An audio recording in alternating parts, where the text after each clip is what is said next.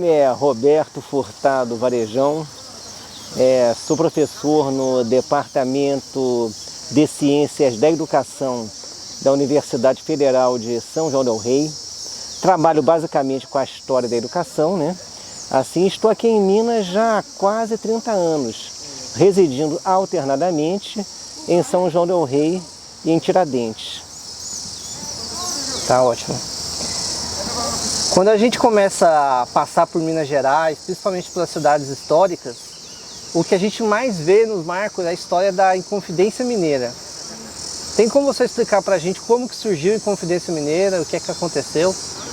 Olha, para falar da Inconfidência Mineira, tá? É interessante que a gente comece partindo de alguns pressupostos, tá? Estruturantes da civilização na antiga capitania das Minas Gerais. Seria muito importante que ressaltássemos, tá, de início o seguinte, que aqui no território mineiro se estruturou a primeira civilização de base urbana do Brasil, tá, gente? Temos claro, tá, gente? Antes do final do século XVII, início do século XVIII, quando Minas Gerais começou a se formar, toda a economia brasileira, tá? Era uma economia basicamente de sentido agrário ou extrativista, vegetal. Vejam bem, o Brasil nasce, tá? Assim, economicamente em torno da exploração do pau-brasil.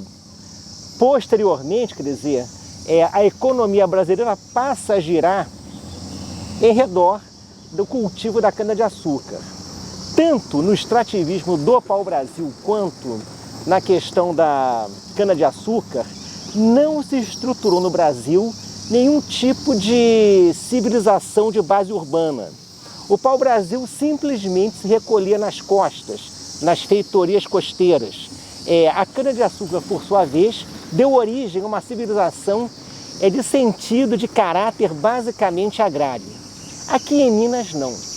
A descoberta das minas de ouro, assim, acabou fixando em torno de uma atividade extrativista mineral, assim, uma civilização de base urbana. Quer dizer, o Brasil vai se urbanizar, temos claro, tá? A partir daqui de Minas. Não é que não existissem antes cidades aqui, sim. Podemos falar de Salvador, de 1549, podemos falar do Rio de Janeiro, 1565, outras vilas importantes surgiram, Olinda, São Vicente, a primeira do Brasil, mas eram cidades pequenas, pequenos agrupamentos urbanos, sem vida praticamente própria e muito dependente ainda do meio rural ao redor delas. Em Minas, não.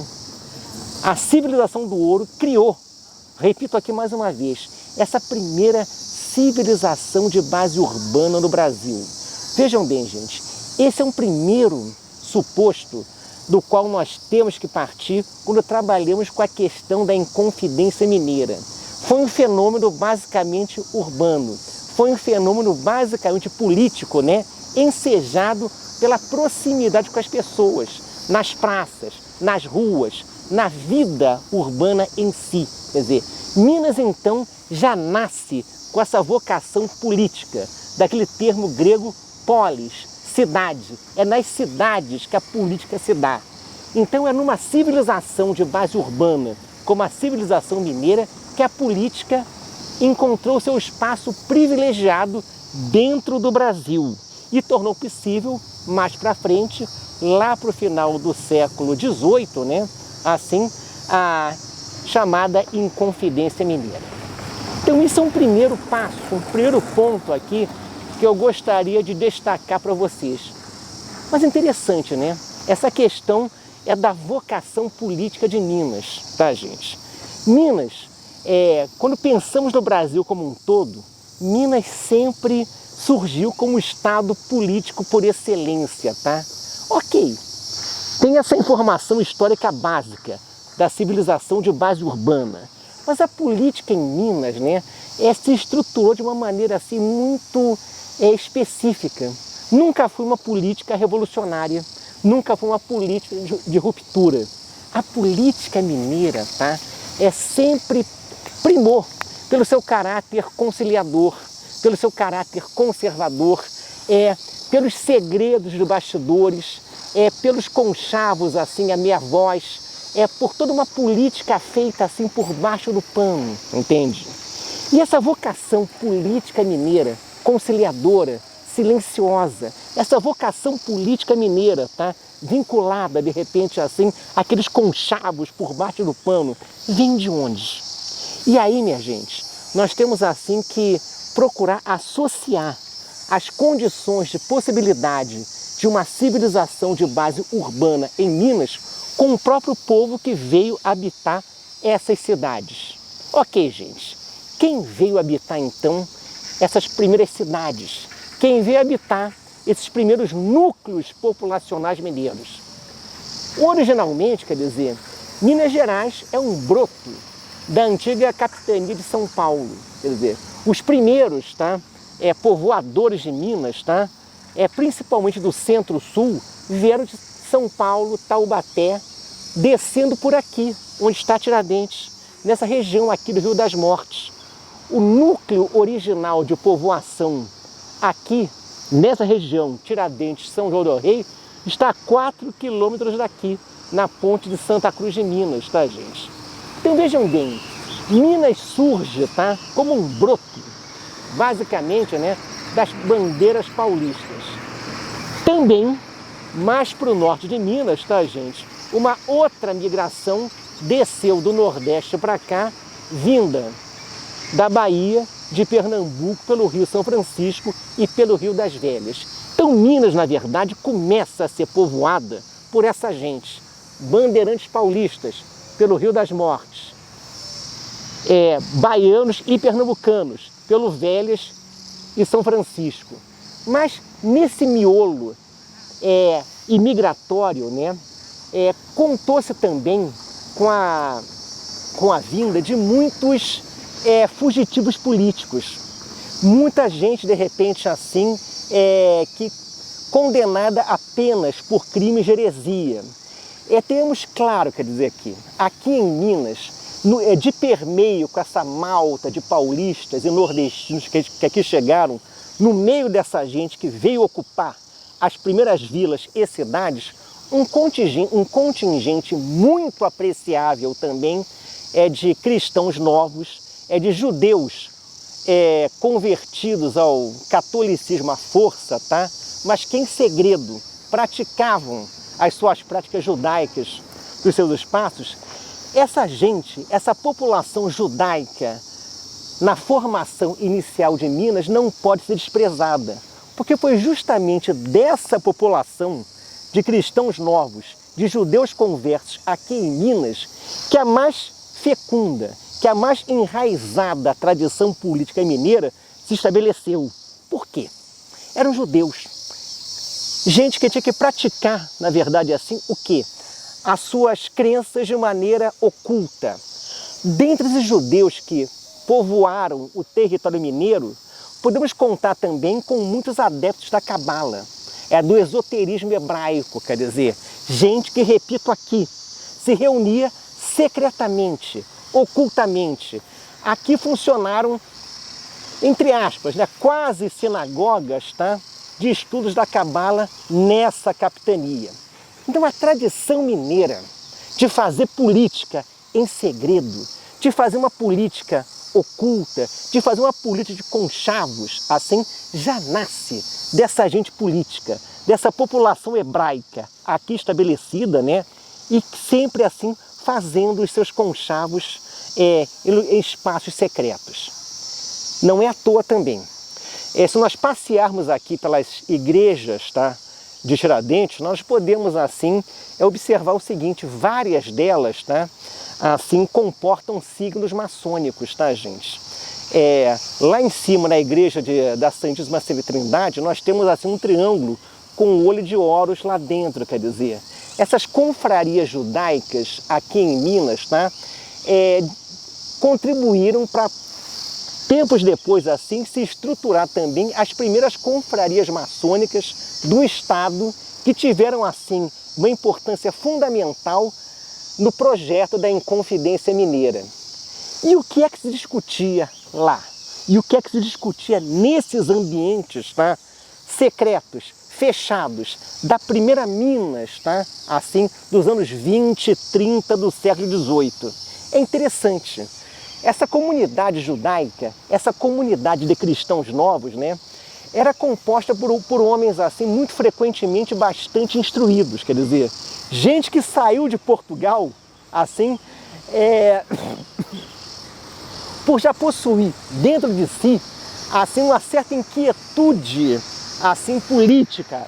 É gente perseguida, mas gente também muito lida, mas gente também com um padrão intelectual elevado em relação à época, quer dizer, no meio desses judeus convertidos, inclusive elementos católicos, tá?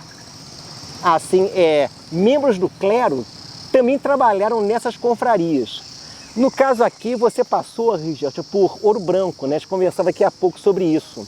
Lá em Ouro Branco, nos anos 20 e 30 do século XVIII, tá? Era pároco um português chamado Manuel Lopes de Carvalho, Padre Manuel Lopes de Carvalho, um jesuíta. Um jesuíta, tá? Leitor das obras de um jesuíta anterior a ele, o Padre Antônio Vieira, que escreveu uma série de textos proféticos, tá, gente? Textos proféticos que não podiam, tá, circular abertamente. Até 1718, quer dizer, os escritos proféticos do Padre Antônio Vieira não podiam circular nem no Brasil e nem em Portugal. Mas eram escritos que circulavam clandestinamente nessas confrarias hebraicas. Eram escritos que eram lidos e discutidos, tá, no interior, forçando um pouquinho a expressão, no interior dessas sinagogas mineiras, tá, que aqui funcionavam, tá, gente? Que reuniam não só cristãos novos, como repito aqui, muitos católicos e membros do clero. O Padre Manuel Lopes de Carvalho fez circular, esse vigário de Ouro Branco, ele fez circular nesse meio textos do Padre Vieira, como por exemplo, A Chave dos Profetas, um outro texto chamado O Quinto Império, Esperanças de Portugal, e um terceiro texto muito influente, que foi a chamada História do Futuro, do próprio Padre Vieira. E essa temática profética do Padre Vieira acabou aqui em Minas, no interior desses círculos hebraicos, sendo reinterpretada como sendo que esse Quinto Império, esse mundo do futuro previsto, tá, pelo Padre Vieira, seria um mundo do futuro que teria o Brasil e principalmente Minas como centro de uma nova civilização mundial. Eu estou tentando resumir aqui ao máximo, tá? Uma história assim que é bastante densa. Mas tenhamos aqui muito claro o seguinte, tá, minha gente, assim. Anos 10, anos 20, século 18, Minas. Corrida do Ouro. Paulistas e pernambucanos. No meio dessa gente, toda uma turma, tá, de cristãos novos para cá emigrada, que fundaram círculos de estudos da cabala hebraica e também de textos proféticos do Padre Vieira, gente de alto nível intelectual que acabou reinterpretando o sonho de um Quinto Império, uma história do futuro, em termos nacionais, em termos brasileiros, em termos também especificamente mineiros, quer dizer, daqui de Minas, dessas serras que nos envolvem, uma nova civilização pujante, uma nova humanidade surgiria. Então vamos ter bem claro, quer dizer, a base da política mineira, tá, gente? Uma política de segredos, porque tinha que ser de segredo. Discutiam coisas proibidas. A política mineira, então, ela já antecede, assim, em muitos anos, quer dizer, a Inconfidência que só vai explodir em 1789. Quando a Inconfidência Mineira surge, ela já brota de todo um caldo de cultura escudado, tá, assim, nessas confrarias de estudos cabalísticos e quinto-imperialistas aqui fundados. Pois bem, então esse é o caldo de cultura, tá, de onde brotou a tradição política mineira. O silêncio, o conchavo, o segredo, a tentativa de conciliação, a luta contra a opressão por um lado, mas sem implicar numa ruptura revolucionária por outro, quer dizer. Tudo isso vai acabar confluindo, tá? Assim, na Inconfidência Mineira. Vamos então procurar trabalhar essa Inconfidência em si agora, tá, gente? O que a determinou de imediato, tá, gente? Acho que todo mundo aqui, quando passou pelo ensino médio, fundamental, aprendeu o seguinte, quer dizer,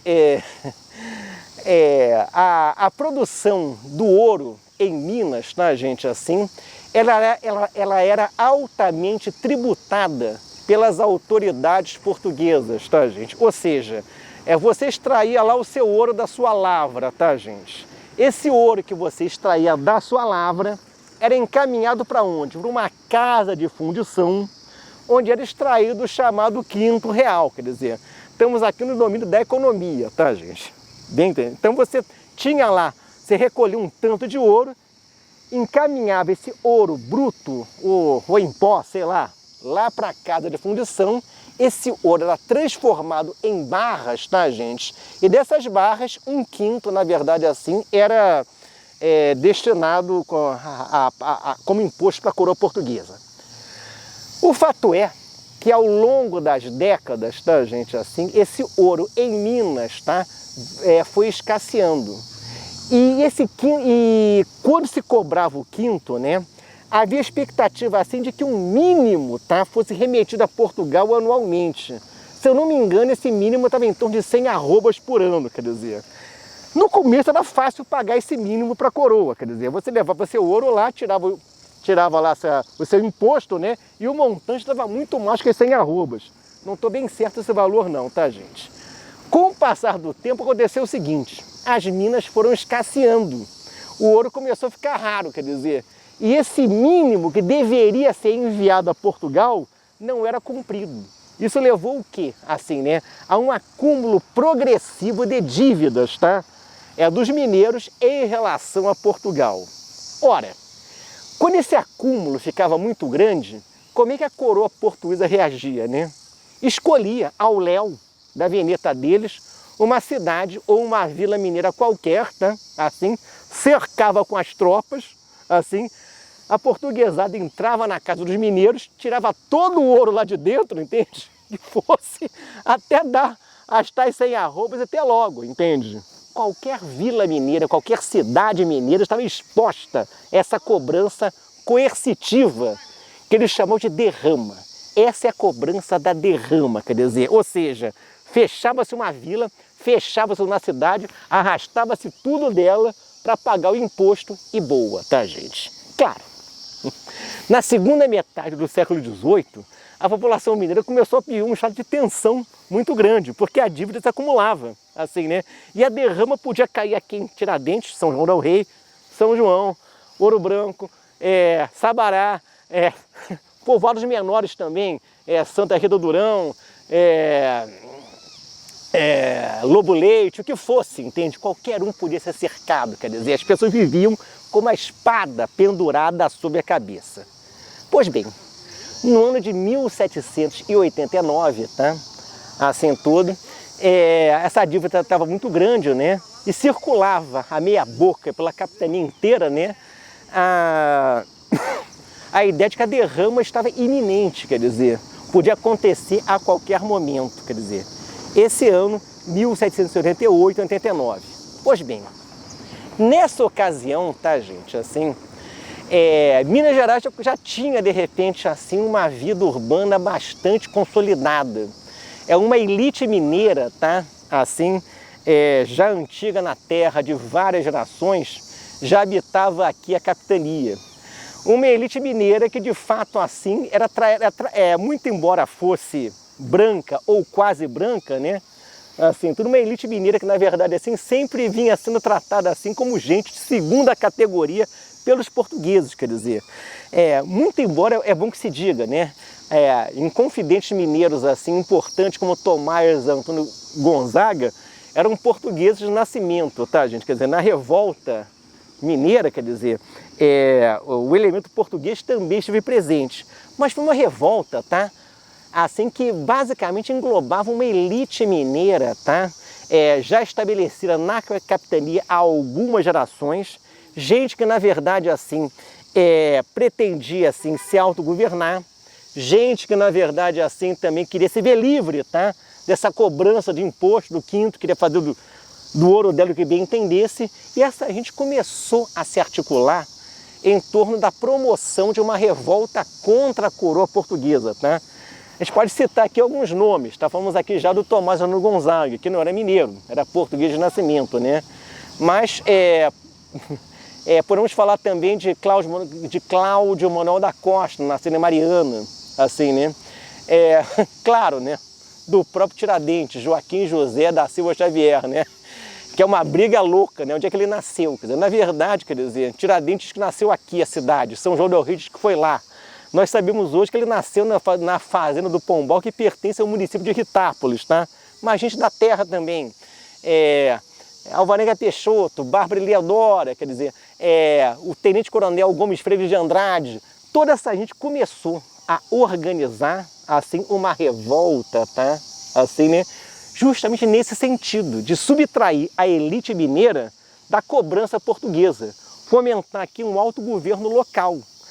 Uma revolta, vejam bem, não revolucionária, dentro da boa tradição mineira, quer dizer, porque nem a libertação dos escravos, né, estava prevista, né, em Confidência Mineira, quer dizer, ia se manter inclusive assim a escravidão, com tudo isso, quer dizer, as mudanças de repente assim que a Inconfidência propunha fazer eram muito superficiais em larga medida, quer dizer, a capital de Minas viria aqui para São João del Rei, aqui do lado.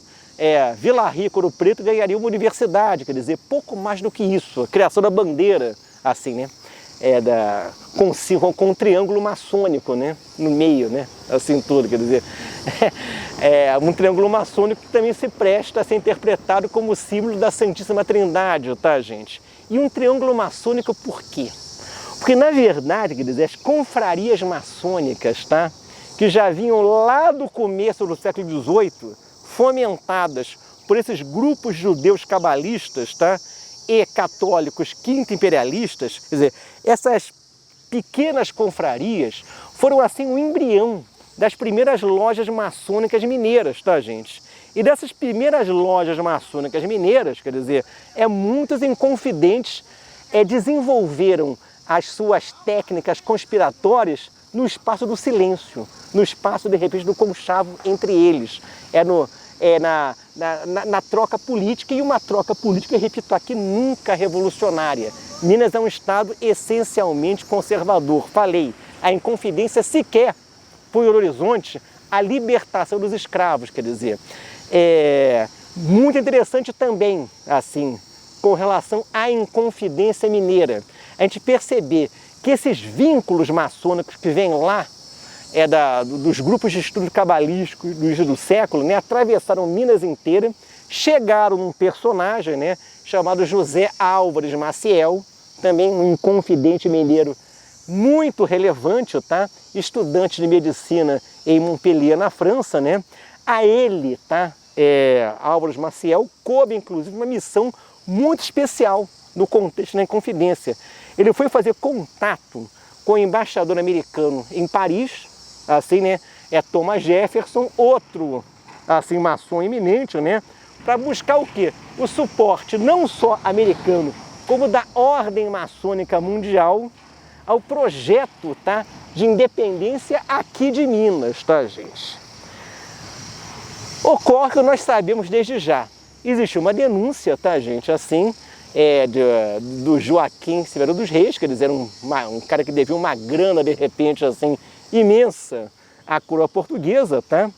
O Joaquim Silvério chega no governador português de Minas, né, o Visconde de Barbacena, e denuncia a revolta, tá? Assim tudo, né, em troca do perdão de suas dívidas, tá, gente?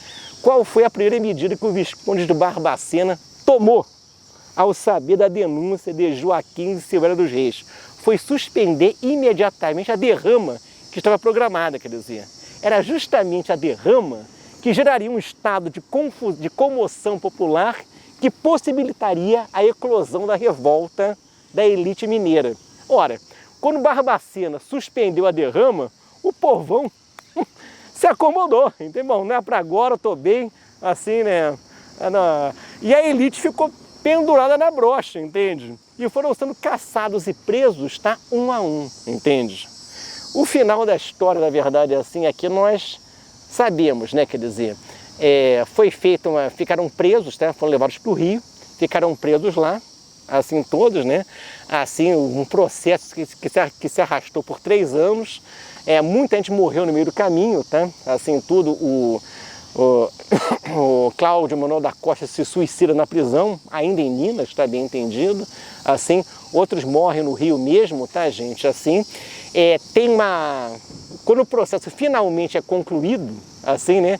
Fica a questão, o único que vai ser punido com a morte vai ser justamente quem? Joaquim José da Silva Xavier, o Tiradentes, tá? Assim, um dos mais pobres, tá? Assim, do meio dos conjurados. E o que eu falava mais também, quer dizer, o mais falador, tá? O mais, de repente, assim, aparecido da história, quer dizer, um historiador cearense do princípio do século passado, né? O Capistrano de Abreu disse que o Tiradentes não passava de um sargentão paroleiro, quer dizer, de um militar de baixa patente, tá, que falava demais. E por ser pobre, né, levou ferro, foi condenado à morte, quer dizer. Além dele, quer dizer, um outro indivíduo assim, por ser mulato, né, o Vitor do Veloso do Bichinho, quer dizer, assim, ele acabou também tendo uma pena mais humilhante, quer dizer, ele foi açoitado em público, tá? O que não aconteceu com nenhum dos outros, entende? Mas, enfim, escapou da morte, quer dizer, acabaram vários, de repente, assim, sendo degradados para as colônias portuguesas na África, tá, gente?